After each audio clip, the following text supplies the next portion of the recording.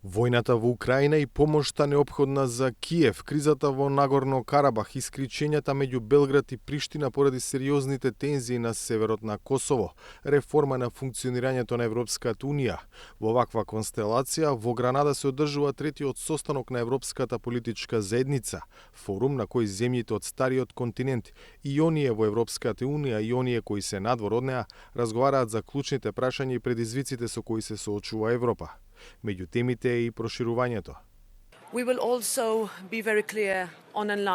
Исто така ќе бидеме многу јасни и гласни за проширувањето. Ова е едно од главните прашања за Северна Македонија.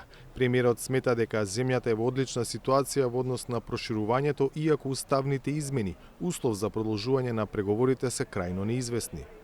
Една од главните теми која што е од најголемо значење за нас е и проширувањето на Европската Унија.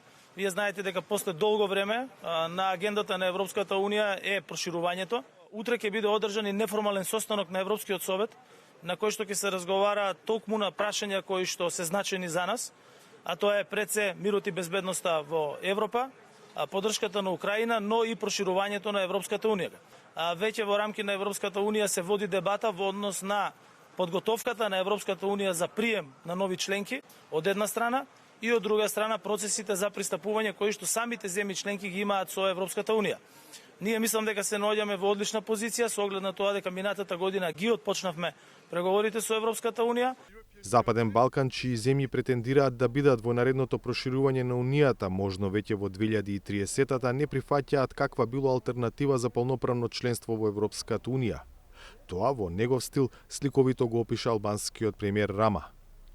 No, there is not such a thing like a second-class membership. Нема нешто како членство од втора класа. Како што сме во оваа ситуација, да, има прва и втора класа Европа, меѓу европејци со У и европејци без У, мислам на Унија. Но во овој момент регионот е повеќе фокусиран на ситуацијата меѓу Србија и Косово. И Александар Вучич и Вјоса Османи се во Гранада, но шансите за средба се речиси никакви. Нема причини за средба пред да се воведат санкции кон Александар Вучич. Прво санкции, па ќе зборуваме за другото. Овој самит минува во сенка на стравувањата дека сложената политичка ситуација во САД има сериозен ефект врз американската помош за Украина.